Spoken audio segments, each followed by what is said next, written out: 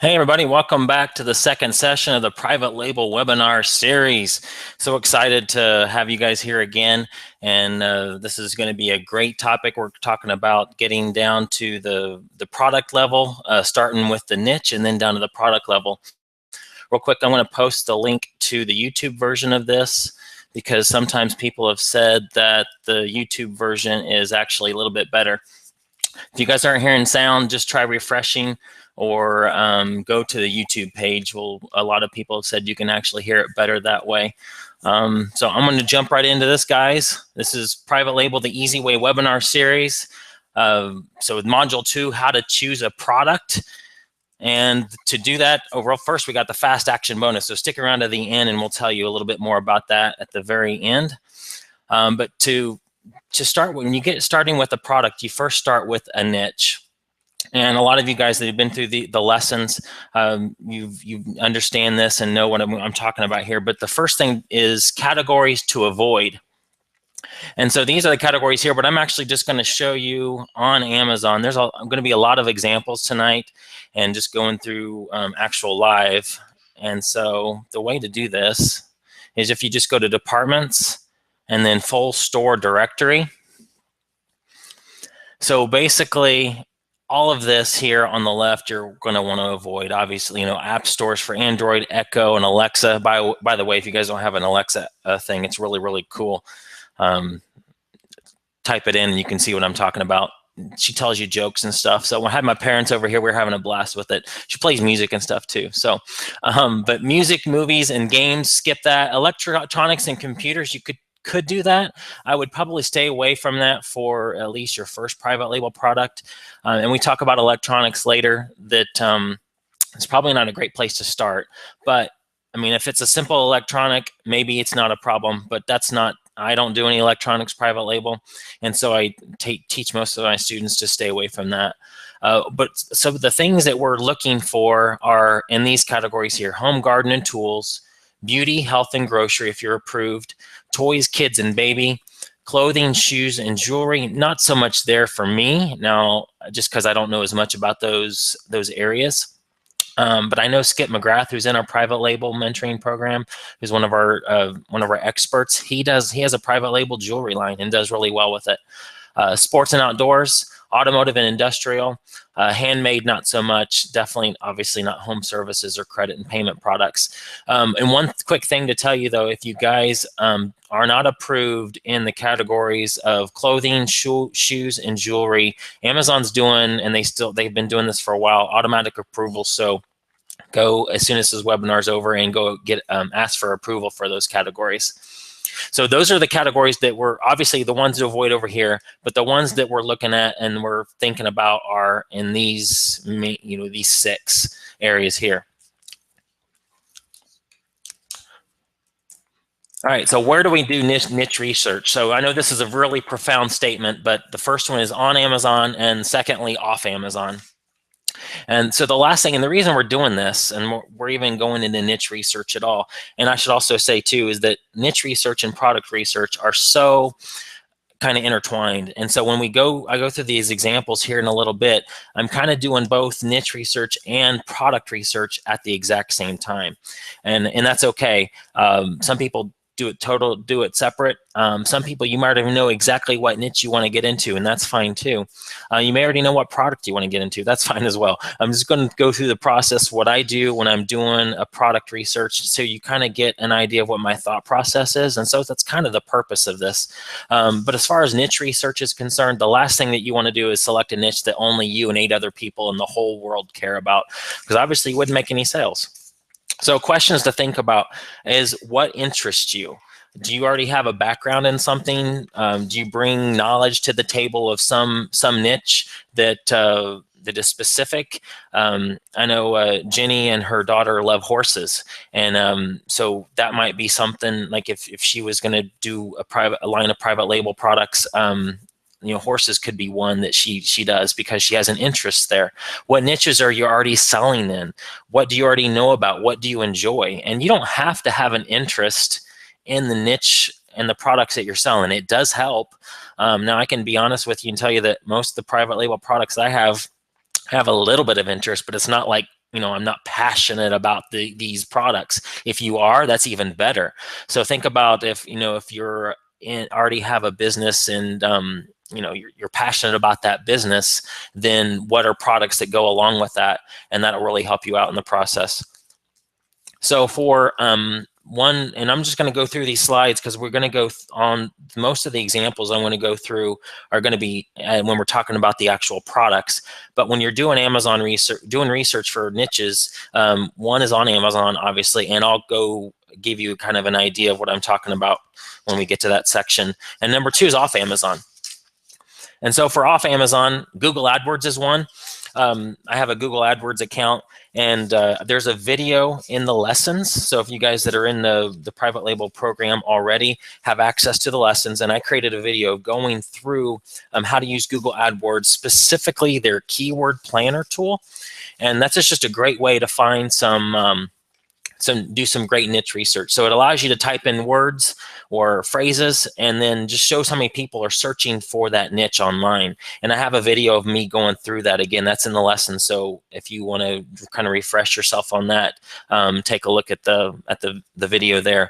But essentially, you want 10 to 20 keyword phrases for the niche you're looking at to have at least 1,000 monthly searches if you're going into Google AdWords. The second tool I like to use is Merchant Words. And this is specifically for Amazon. For this tool, I like my main keywords to have somewhere between 5,000 and 10,000 monthly searches. And that's just so that you know that there's a need for it and there's a demand for it.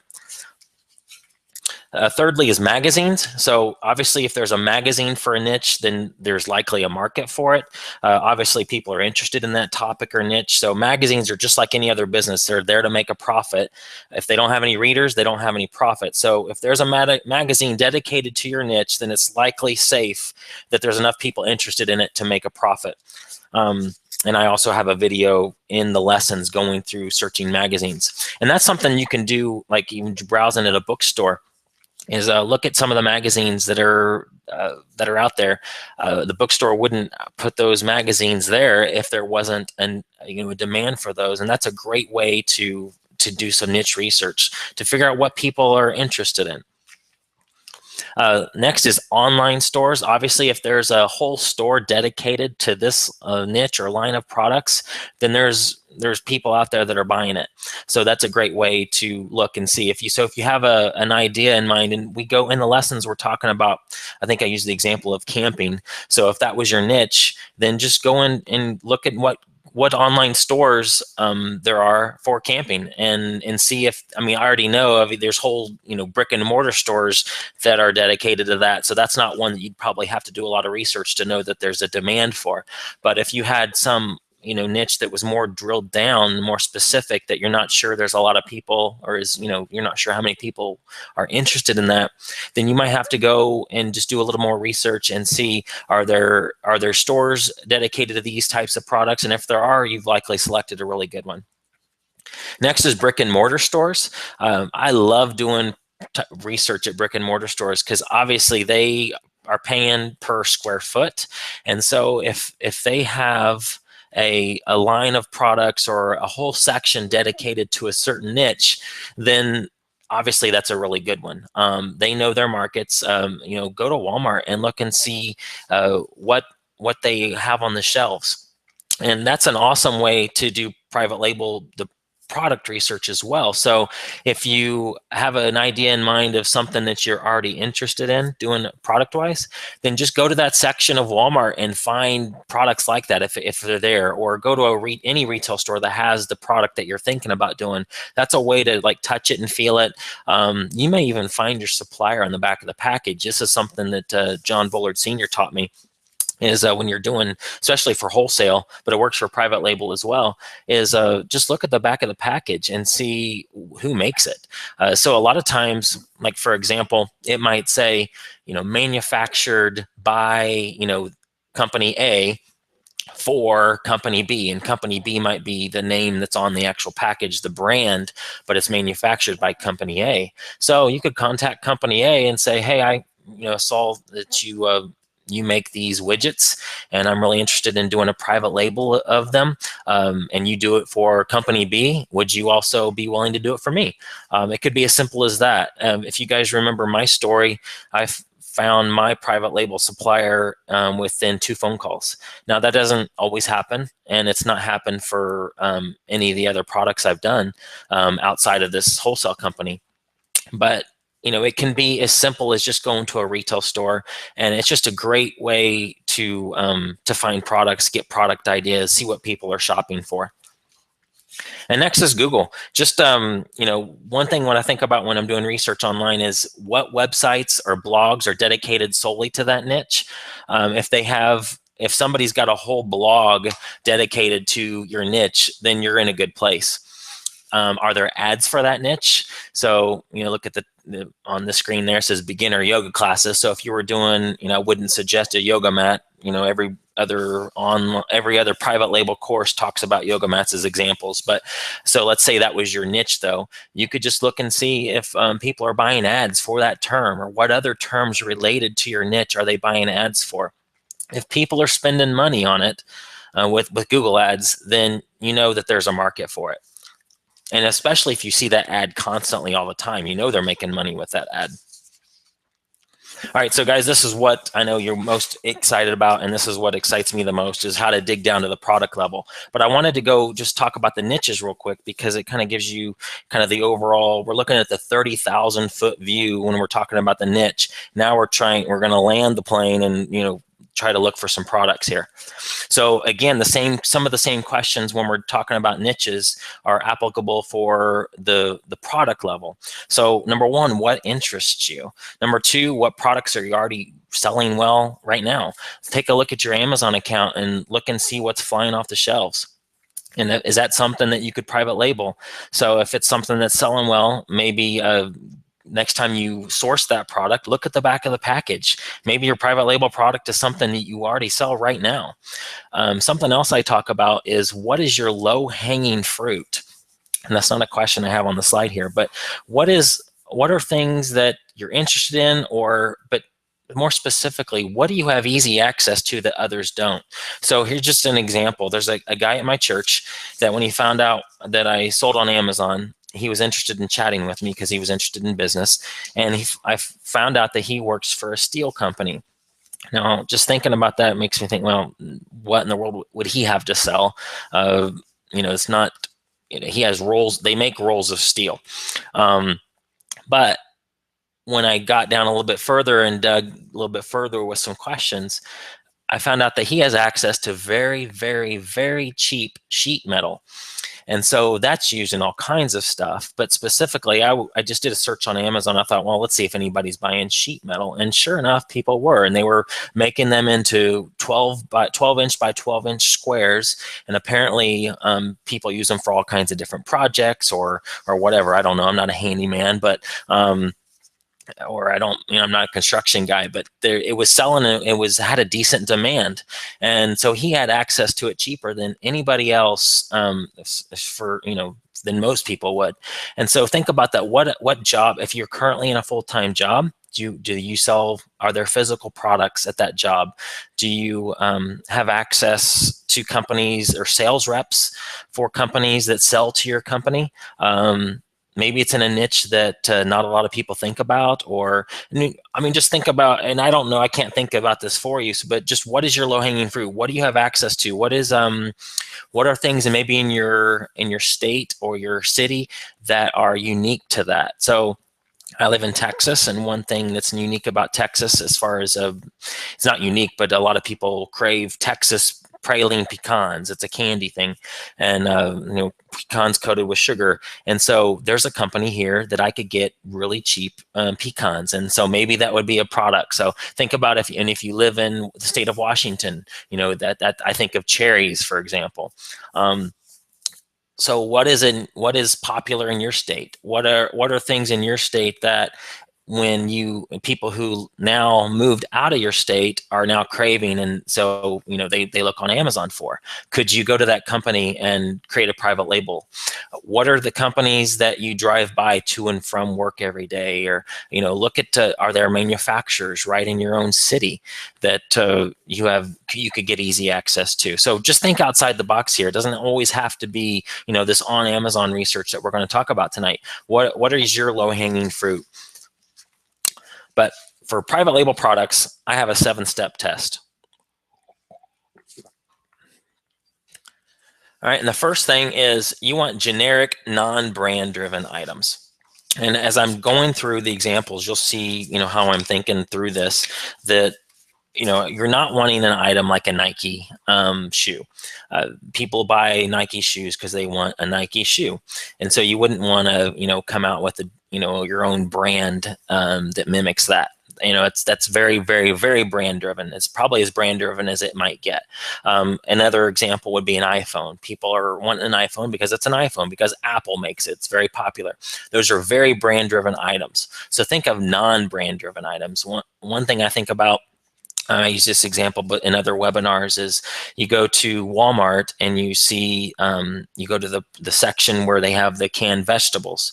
And so you go down and see like canned tomatoes. There'd be one brand that's Red Gold, for example, and they're out of Indiana.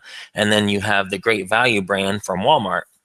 Now, Walmart doesn't have their own, canning factories, and they don't grow their own tomatoes.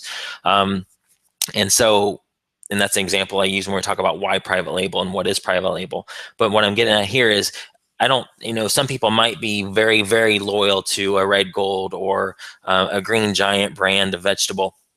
But for me, some people obviously just, they just want their veggies and will just get the Great Value brand. And so it's not quite, tomatoes or green beans aren't quite as brand driven, obviously, as a Nike or an iPhone. So you're looking for very generic items that people aren't buying just because it's that brand. Number 2, small. Obviously, you don't want anything that's too huge, so no refrigerators. Definitely won't be suggesting that you private label a refrigerator or a microwave or anything like that. Those are just too big. If you can avoid Amazon fees for the oversized fees, then that would be better. So small and light. Number 3, easy to replicate. So if you're having a example for this would be if you are you have a set of sheets, for example, and the ones that you're trying to mimic are white, and you want them to be blue. Well, and this might not be the best example. Maybe a spatula is better. But if you're going to a company and you want them to make the blue version, then you're wanting an item for them to make that's very easy to replicate, not very difficult. Is number 4, not many working parts. So again, just very generic, easy to make, easy to replicate, not many working parts. A computer would not be a good example. We talked about electronics. I would suggest not doing electronics unless it's like a very simple electronic. But again, if you think about electronics, this might be an area where all these other private label courses that are out there talking about staying away from electronics, well, maybe that's an area that you do go into especially if you're familiar with electronics. Maybe that doesn't scare you, and that's totally fine. But if you're just getting started, I would suggest staying away from that. And Jenny says, yeah, like a yoga mat. So and then number 5 is a retail price between $10 and $50. The reason I say this, and these aren't any hard and fast rules. And again, the easy way makes it, it kind of takes some of these examples, and they're not, the law for private label. These are just general guidelines. And so the reason I say between $10 and $50 is if it's more than $50, then obviously the price that you're going to have to pay to source it is going to be a whole lot more. If it's less than 10, then you guys that have been doing Amazon for a while, you know that all of your profit, or a lot of your profit's going to be eaten up with fees.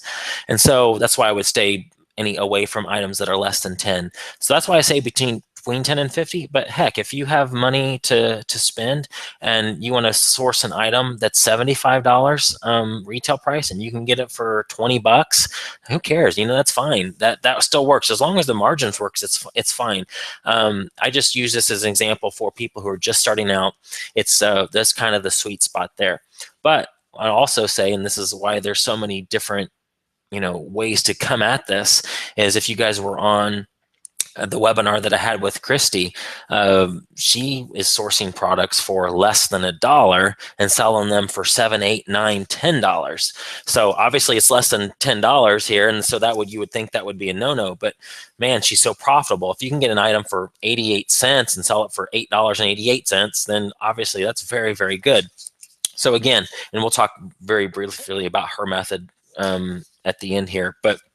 So these are just general guidelines, guys. If you find a product that works for you outside of these guidelines, that's totally fine. Again, sales rank. If you're talking about going to China and sourcing a product, then I would definitely suggest having the absolute best sales rank that you can find. You want it to sell quickly, and so if you're having to source it from China, you don't want an item that's a million rank in home and kitchen, for example. It's just going to sell a lot slower. And so, but that's why for me, it's just sales rank is just a general guideline. It can be whatever you want it to be. Like I said in our lessons, I have an item that is usually consistently around the 30 to 50,000 rank. And I sell 5 to 10 a day of that one. And so for me, that's totally fine. And though if I'm looking at sourcing from China, then that might not be enough. I may want to be able to sell 20 a day to get through my inventory quicker so I can buy more. Or it's just, if you're going to China, it takes a whole lot longer. You have a much larger investment, all the shipping costs and all that. So you want to pick a product that's going to sell well. But if you're getting it, from the from a wholesaler locally, then sales rank doesn't quite matter as much.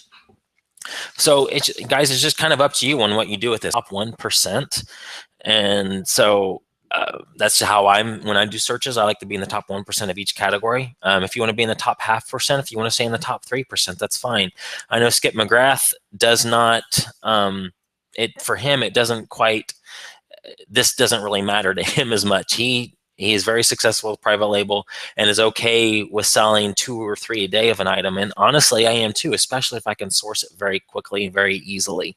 So the rules for private label the easy way are completely different, in my opinion, than if you're going to China. Number 7, number of reviews. Again, this is just a guideline for me. I like if it's an item that is, if I find I'm looking for an item, doing private label research, and all of the top listings have over 300 reviews, then you're up against some pretty major competition. So I like it to be under 100 if I'm looking for private label ideas.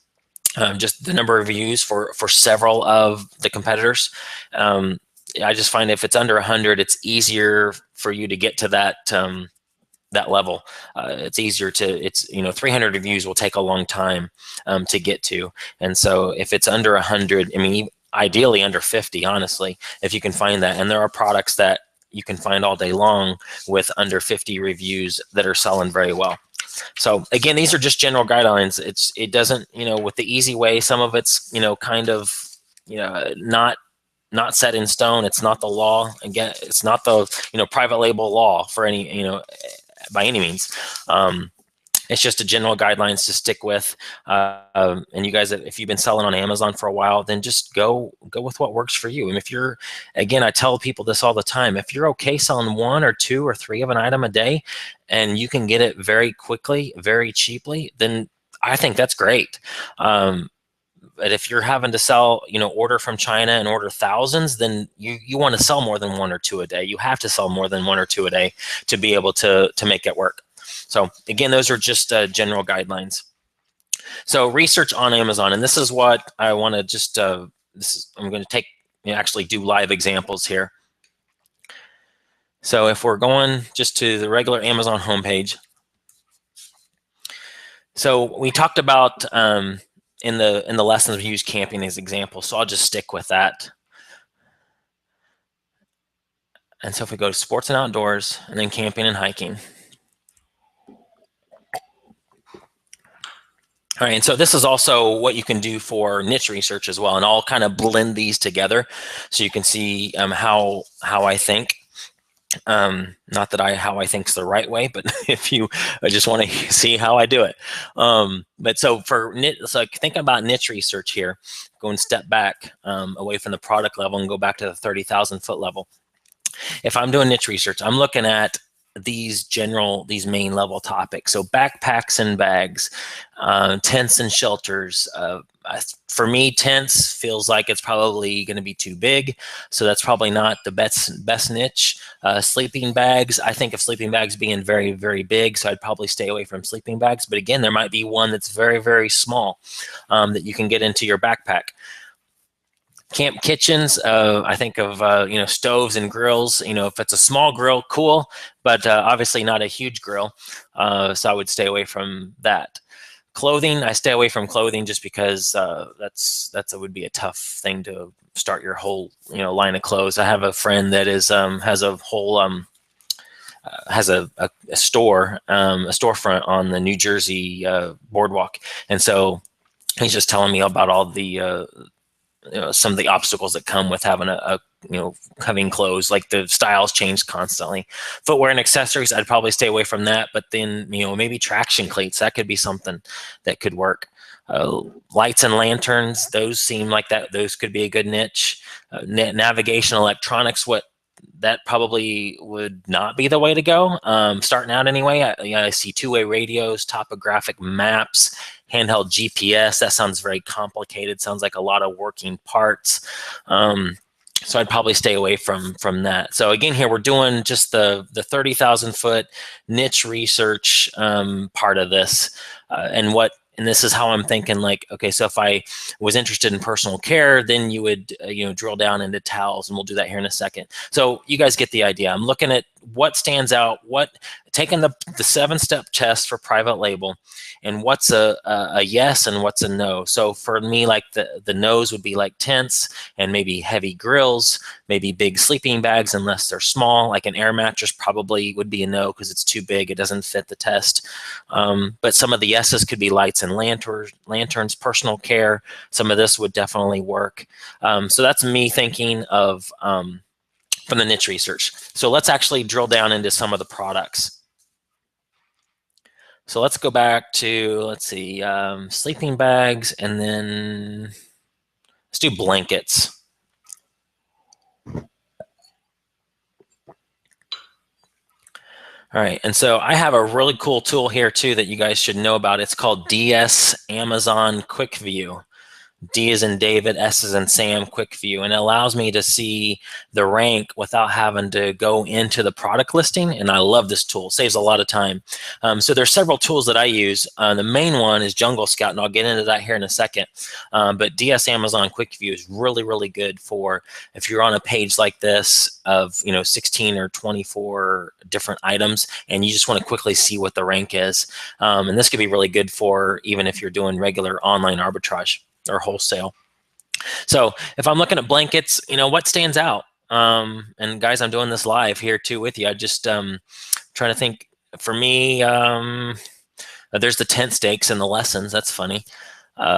This is interesting. I've never seen a blanket that is that small. Maybe if you guys are in the camping niche, you have, but I haven't. So for me, here's what I would do. I would just look at. I would take this and I would open up a new tab. And I would go into the listing.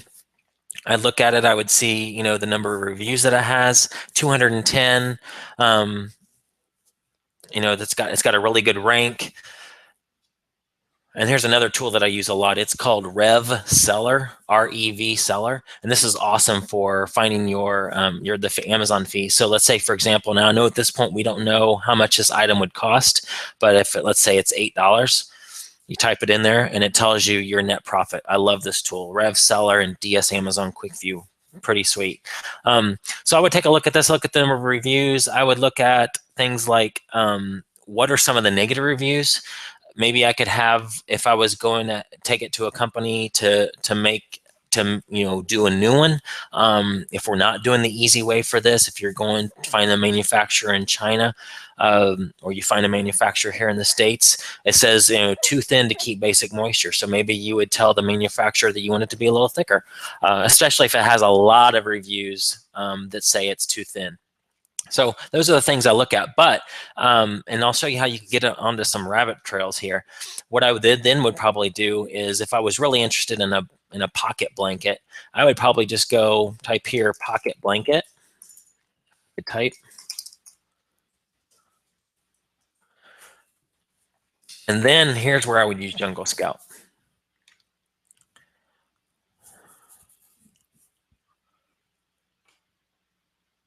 I apologize if it takes a second to load here.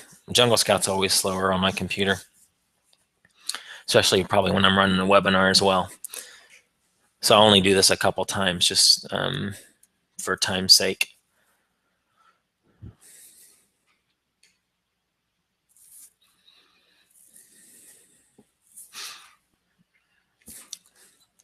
And it's still loading.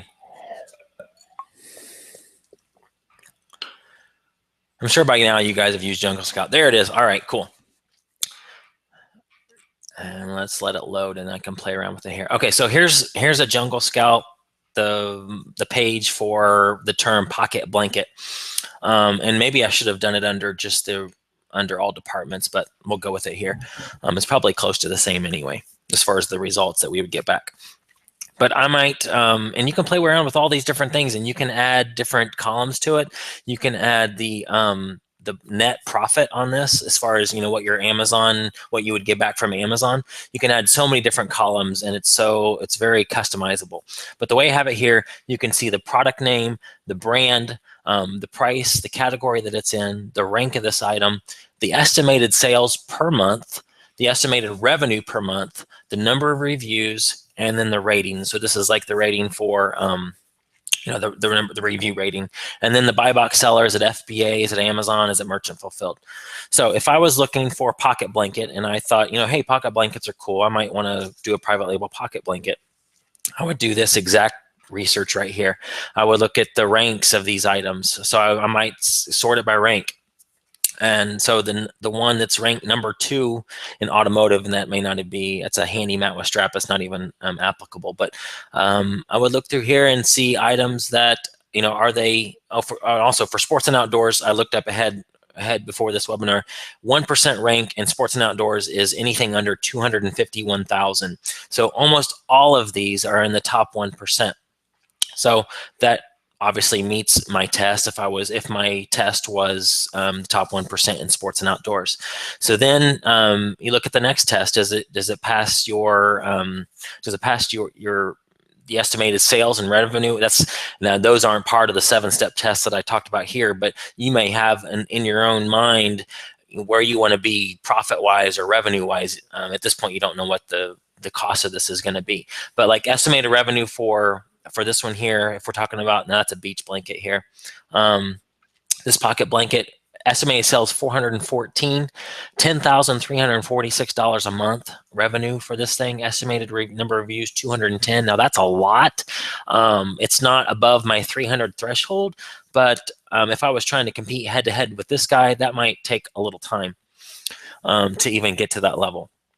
So I might look at some of these, like this is a portable pocket beach blanket, and that's why you get rabbit trails. You think about, we're talking about, you know, a pocket blanket. It could be for picnic, it could be for the beach, and so then you can, you know, type in beach blanket and see what comes up. And here's one. It's an example. Now this one's only estimated 49 sales a month, 783 revenue a month. Now look at 49 sales. So you might think of like, oh, that's horrible. You know, I would never want to mess with that. But if this was from a wholesale company that you could get it very, very easily, you only have to buy a case of them. Would you be happy with 49 sales a month? Some people would, some people wouldn't. This is whatever works for your business. If you could do this very simply, and all you got to do is take it out of the packaging, and maybe they had it, you know, maybe theirs was generic and didn't have, you know, the brand name on it, and all you got to do is put it in your own packaging, then 49 sales a month is not bad if you can get it very easily. I mean, it's not stellar. You're not going to build your whole business around this. But look at some of these other ones, you know, that maybe they're 3,300 in revenue a month, 135 sales a month, you know, for this one. And so, you know, that obviously, you know, that's 135 sales a month, you know, 4 to 5 a day of that one is selling, 3,300 in revenue. every month. So, again, there's no right or wrong answer here, guys. It's just it's whatever works best for you, especially if you can find a wholesale company or a supplier very easily for a product like this, then I'm okay with 50 sales a month, 100 sales a month, 135 sales a month. If you're getting it easy, is great. But if you're having to source it from China, then you're probably going to want it to be a lot more than that, just because you're going to have to, there's more investment involved with going to China. So that's that example. So let's do a different one. So let's go back to sports and outdoors, camping and hiking again.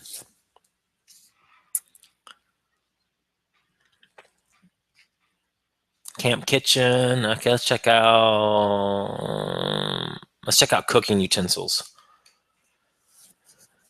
And I could do these all day long, guys. I don't want to bore you. We'll just do two or three more, just so you can get an idea of what I'm looking at when I'm looking at private label products.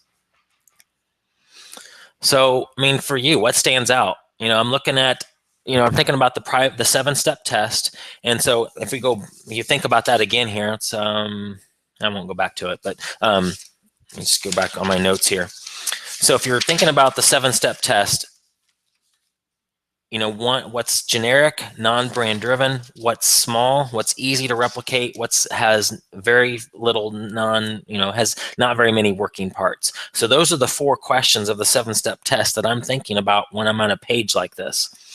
So I think that looks small. That's probably easy. It's a splash guard. Egg carriers, that's obviously a good one. At this point, I'm not even looking at price. You could add price in here and rule out things that are less than $10. Like this is less than $10. That's an add-on item. That's another reason probably to stay away from an item that's less than $10 is because it could be classified as add-on. Now look at this, and a dish scraper, that's obviously a very good, and this even with the DS Amazon Quick View, when you put your cursor over it, it gives you the dimensions, the shipping weight, and some other information as well. So it's really super cool. Marshmallow roasting sticks, that would be one that I would think that would be good. It definitely passes the first 4 tests of the 7-step test. A nylon serving set. Now this, it's at $8.99, but you could sell yours for more. You don't have to be stuck with $8.99. Maybe you bundle this with another item. And that's another thing to think about too. Just because we're talking about private label here, guys, doesn't mean you can't employ bundling strategies with this. Christy talks a lot about that in her webinar, which I'll show you guys at the end. You guys can get access to that if you haven't yet. But think about bundling. If you have something that's like this, that is a Coleman, a Coughlin's 9195 camp fork. It's only $2.88, but could that be bundled with, could it be bundled with this? I don't know.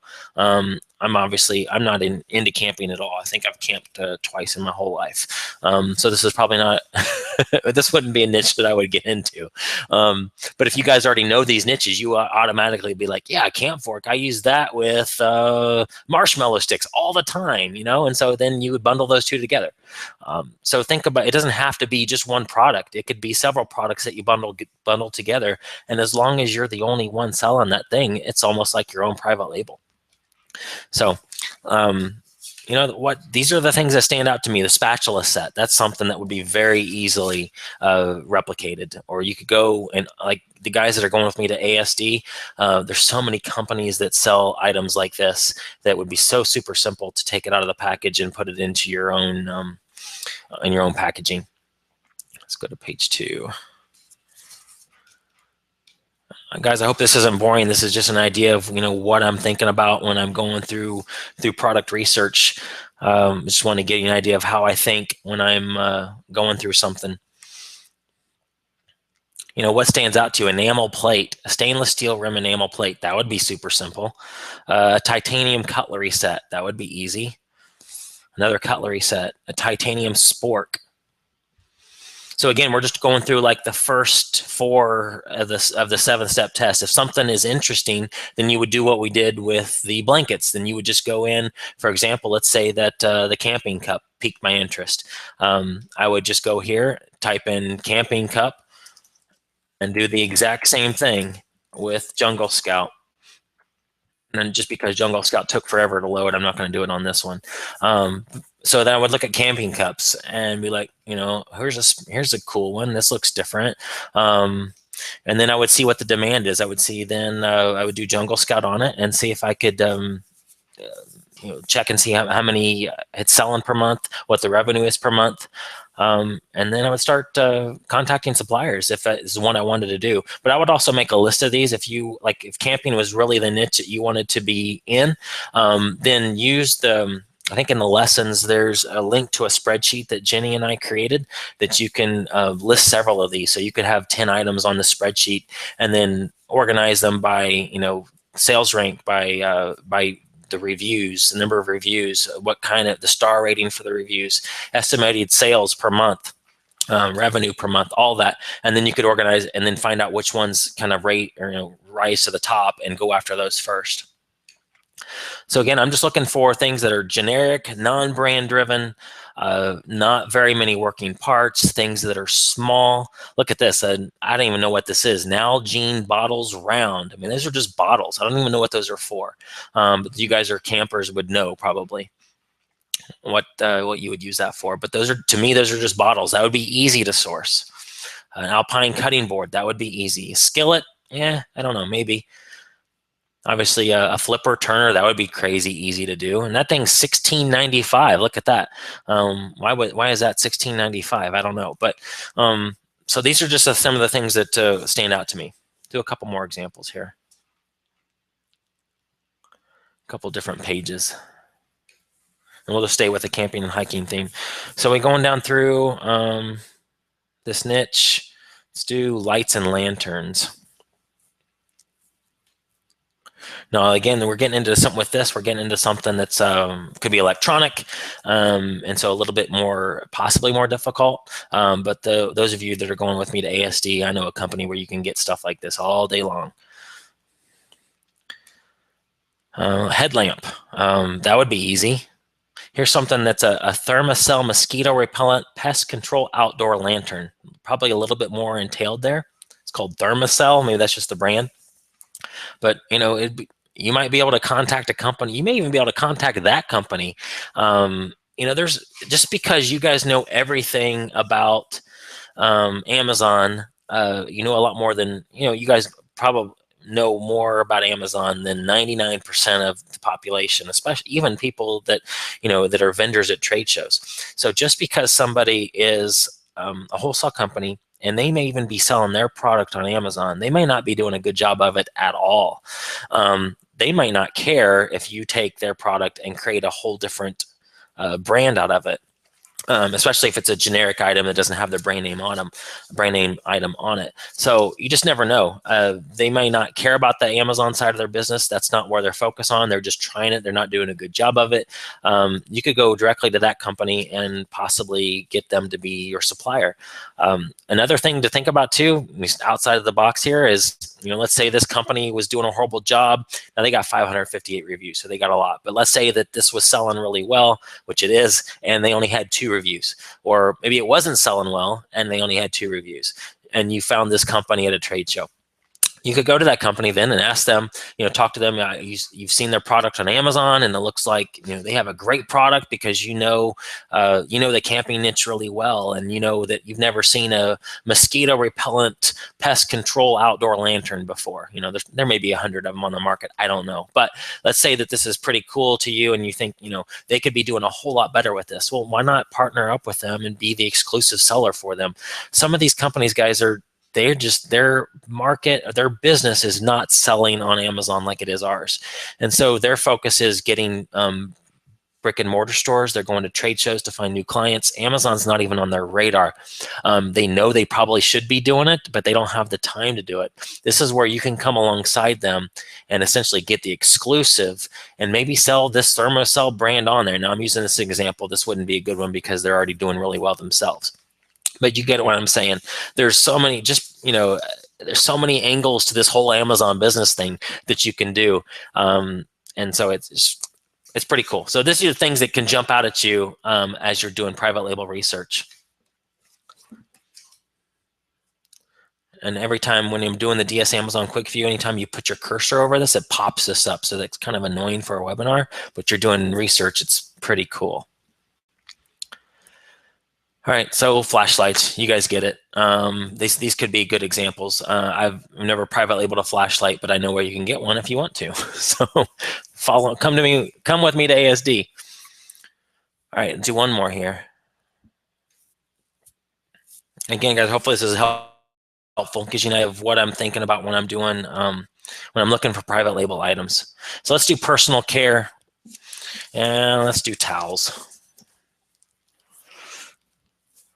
So here's one example where you're going through here thinking about camping, but then you get through, you get to this page, and then you see things like this, the ultimate cooling towel. Now, I would probably suggest against this. I've seen this all over the place. You go to trade shows and see this. You know, so many different companies have a product like this, but this is how rabbit trails happen. So you might be thinking camping towels or, you know, travel towels, but then you get this cooling towel. And so then you maybe, you know, go over here and type in, you go to the top here, type in cooling towel and check it out. So that's how it can kind of take you in different directions. But, you know, towels, this looks like could be a good opportunity. You know, these would be pretty lightweight, pretty easy, not hard to find a company to, you know, do a towel for you. Again, these are items that are are at least in the top, you know, at least pass the 7-step test on the 4 out of the 7 steps. If we want to dig a little bit further to find the next 3, the price, rank, and reviews, that's the next step. Here's one I've never seen before, a cooling scarf. It's actually a scarf. This is kind of cool. It's only $7.45. But could you bundle that with something else? Could you sell 2 for, you know, for $14? These are just so many different ideas that come about. There's way more private label ideas, guys, than there are people out there doing private label on Amazon. All right, we're almost at the 50-minute mark, so I'm going to go to this Jungle Scout web app that I found out about it a couple weeks ago, and it's so super cool. This can help you really just fast track your research. So let's say that we're talking about, and I did this, I'll refresh this. So what you would do if you were staying in the sports and outdoors niche is you would click this. You can do any of these. You can select arts and crafts. You can select kitchen and dining, but we'll stick with sports and outdoors. It's kind of fun to play with. And this is their web app. So this is separate from the extension. And I think it starts out at like $40 a month and it goes up to like $100 a month. Excuse me, because you can track a bunch of products. So like if this was one you wanted to do, you could actually track it and see not, you know, just an estimate of sales, but it will track actual sales for you, I think. I'm still learning this, guys, so, but I was playing around with it earlier. So let's say that your price, if you want to stay in sports and outdoors, and you want the price of the item, the retail price, to between $10 and $50, and you can put anything you want here. You want your Amazon payout to be, let's say, at least $10. You want the rank to be, let's just do, you know, 10,000. Did this earlier. Let's say we want it to be between 10 and 20,000. You want the estimated sales. Now this is number of sales. You want at least 50 a month. Maximum, I don't think anybody would ever put a maximum. Estimated revenue, you can put something there if you want to. Let's just skip it. Number of reviews. Let's say the minimum has to be 1. The maximum, let's just say 100. Okay, you can do rating. This is the star rating for reviews, the weight, the number of sellers, and then listing quality. I would do standard here, seller, Amazon, fulfilled by Amazon merchant. I do fulfilled by Amazon, but you can do whatever you want on this. Products per page, 200. You can even search keywords, exclude keywords. I have not played around with this part, but then filter database. And this is what it's doing right now, is searching the whole Amazon catalog for your items that are in sports and outdoors that meet these criteria. So I really wish this tool existed about 3 years ago when I was getting into private label.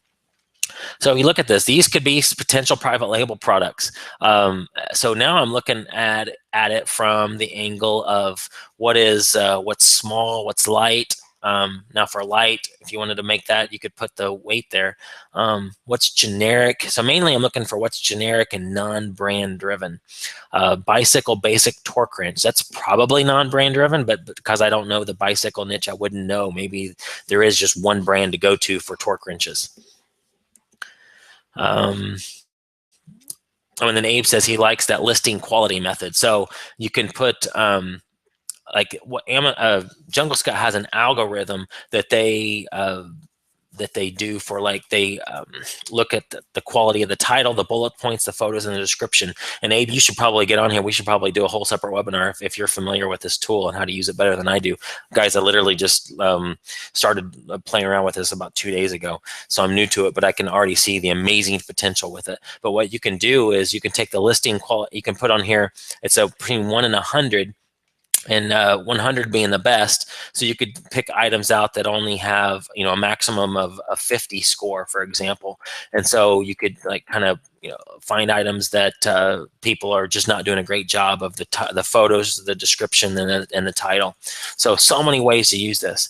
But looking at this and going back here, I'm looking for things that are generic and non-brand driven, because we've already, told it that we want it to be a certain price, that we want it to be a certain category, we want a certain Amazon payout. So then we're kind of going from the other way of, so now we're just looking for generic non-brand driven stuff. And so then you would just go into this, stainless steel water bottle with straw. So then you would just click on this. Here's the ASIN. I think it maybe opens up, view Amazon page. And you can look at this and dig down and do more research. So, and then Abe says that he uses the Keyword Inspector Trends tool. And I know that's awesome as well. And he's by far more of an expert on that than I ever will be. Guys, I've talked to Abe. He's got some pretty cool stuff going on. I think we're going to be partnering up and doing something as well.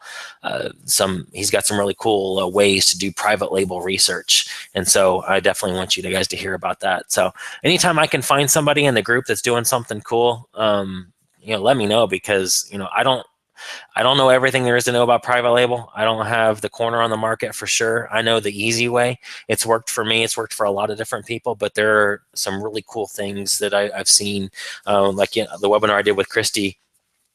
She uses promotional companies to find private label products and, items that are, cents that she makes dollars on. So I'll do that all day long. So I'm always looking for new ways to make this method work. So that's the product database. They also have the niche hunter. I honestly haven't played around a lot with that. I think that's extra, or it's part of the higher packages, but you can select, this would be kind of like the keyword tool that Keyword Inspector has. So that's Jungle Scout. Jungle Scout is awesome. And let me actually, for you guys that maybe don't have it here, let me see.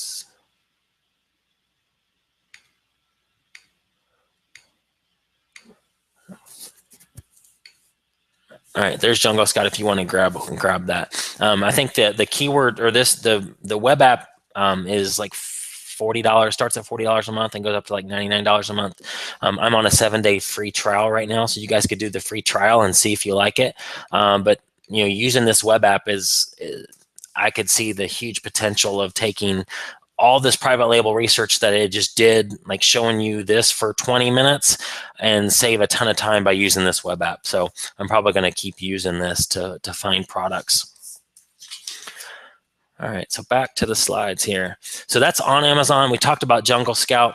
And then off Amazon. So just like we were talking about on the niche side of things, you can do research for private label products off Amazon as well. So like the first one, for example, we talked about, let me go back to my notes here. It's like Google AdWords, merchant words, magazines, online stores, brick and mortar stores, and then Google. So any of those could be used to dig down to the product level. But the one I like, for me personally, the one that I do more often than anything is when I'm out shopping with my wife, I'll get all kinds of private label ideas from that. I was in Lowe's a couple weeks ago when we were in the gardening section. My wife loves gardening, and we found a whole line of it was barbecue tools, actually, that was over on the other side of the garden section. And there was a ton of very generic barbecue tools right there that I thought about doing a video and I didn't, but for you, and posted in the mentoring program. But just if you're out shopping, look for do the exact same thing that I was doing over here on the on Amazon, and what catches your eye. So if you're going down an aisle and you're at an aisle with towels, find what are the ones that are generic, what are the ones that are non-brand driven. Back to my Lowe's example, I found a ton of barbecue tools, and so I could have actually looked at and I know the wholesaler that makes it. It was Charcoal Companion. That's a pretty big company, so I don't know if they'd be interested in having somebody make a private label brand off of their products or not. But it's worth a shot. And so, just what are the ideas that you get when you're going from store to store? Just so many different things. I was also at a kitchen store, and I did do this video, and I saw a mozzarella cheese making kit, and I've actually used this, and it's really, really cool because I like cheese. But I turned the package over and I found the company right on the back. So if that would be your niche, you can totally just when you're at a store, look at the back of the packaging, like I said earlier when we were talking about niches. And Jenny, yeah, you're right, magazines are awesome too. People they've already put in the research. Open up, if camping is your niche, find a camping magazine, as she says, and look at the products that are in there. If they're advertising in a camping magazine, those are probably good products. They know that people are going to like them. They've done all the research. These companies that launch these products do lots of research before they launch a product. They do all kinds of surveys and focus groups and all that kind of stuff. So they've done the research. They know it works, and they just may have never even thought about Amazon. All right, so I talk about goals here, and this is from the last webinar that Jenny and I did. But the reason I put this back in here, and it says, whatever motivated you is what you need to focus on. And I can tell you that this part and the next part of private label are probably the hardest, finding a product and then finding a supplier. And so this is where you really have to go back to, why are you doing this in the first place? Why did you grab the private label mentoring program? Why did you grab my book? Why did you start selling on Amazon? And so what are those things that that made you do that, and go back to those. What are your goals? Keep those things in front of you. I talked about in the last webinar, getting pictures and putting them on a vision board or in a book or something, because this is probably and again, the easy way method is easy, and I try to make it super easy, but it's there are still times when it can get tough, and most people who, if anybody ever quits in private label, it's usually on these steps with finding a product and then finding a supplier. So guys, keep your goals in front of you at all times, especially when the going gets tough. So module 2 is how to choose a private label product. We've done that. That's in the books. What's next? And that's module 3 is how to find and contact our suppliers. And so it can be as simple as finding wholesalers. You guys are already be past this step, and that's totally cool if you are. Those guys that are going with me to ASD, we're going to talk to suppliers and try to find some good ones for folks there. But in the meantime, find some great products. And so here's the fast action bonus. I promised I'd get to it at the end. I know that finding a product can be a little bit stressful, can be the hard step for some people. So Jenny and I thought about doing a private label finds service where we actually we have somebody that's trained, and I actually been doing some of these as well, where we'll find private label finds for you, basically going through the methods that I used, and we'll get you a list. There's I think on the page here at the bottom, there's the option for 2 or 5 And let me put this offer here right in the chat for you. All right, so you can get 2 or 5, but 2 or 5 private label finds in the category that you specify, or the categories that you specify. But the first 25 people to jump in and purchase the 5 get access to an additional 10. So you get 15 finds, and those are for the first 25 people to jump in. Now, one thing I want to say about these finds is these can be great products. These aren't. This is not a service where we're also going to find the supplier. These are just private label ideas. We've gone through the 7-step test with these, and they are in the top 0.5%, I believe, of every category.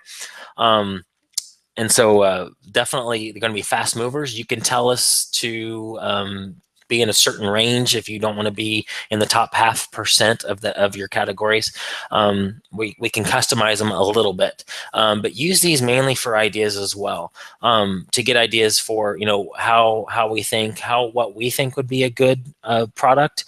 There's no guarantees that it's going to sell 100 in a day, but these are what we think would be good potential products for you. So jump in that if you want to.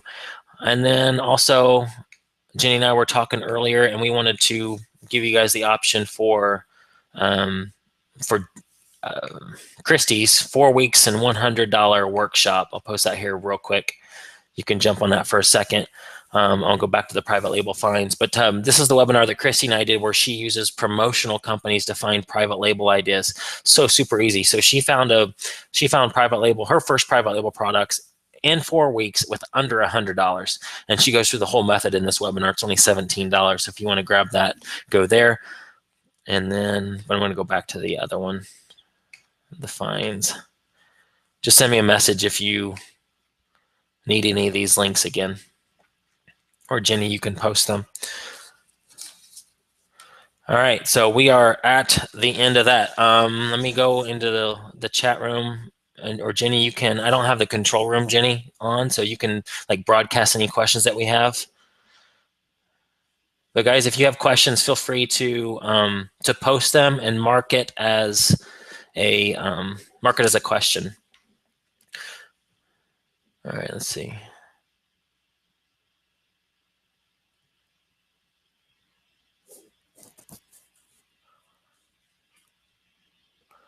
Francesca asked, are toys considered too brand driven for private label? Honestly, I would probably stay away from toys. I don't have a lot of experience in that. I mean, I've sold toys at Christmas time. Jenny's probably the one to ask about that because she has the holiday toy guide. I would probably stay away from toys. Unless you found something that's very generic, maybe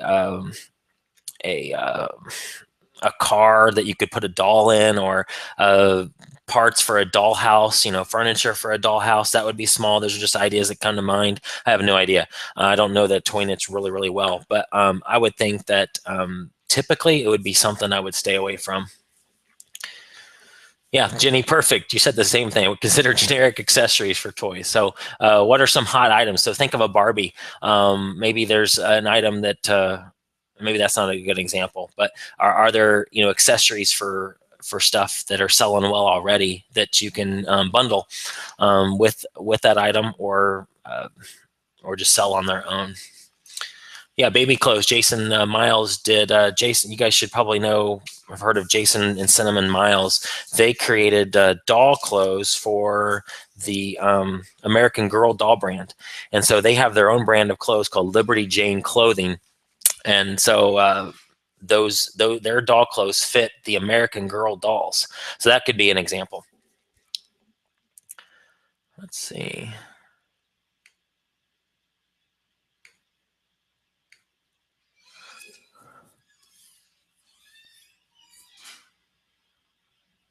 All right, so folks are having problems with the PL finds. We'll fix that, guys, and we'll make sure that's fixed as soon as this webinar is over. Sorry about that. All right, Jenny, I'm just going through to see if there's other questions, and if there's not, we can end this. Francesca asked, is discount still available for Jungle Scout? I don't think so. I think he closed that up a while ago. That was just for the Chrome extension, and he only had that open for a month. RevSeller is a Chrome extension, and I believe, yes, there is a cost for that, Audrey. Yes, Amazon is quickly approving in jewelry. Bruce asked if he's been told by Amazon that new people can't do sponsored ads in jewelry category. Honestly, I do not know. I'd have to do research on that. The pre-L fines, I think on the page is 2 for 97, 5 for 197. Let's see.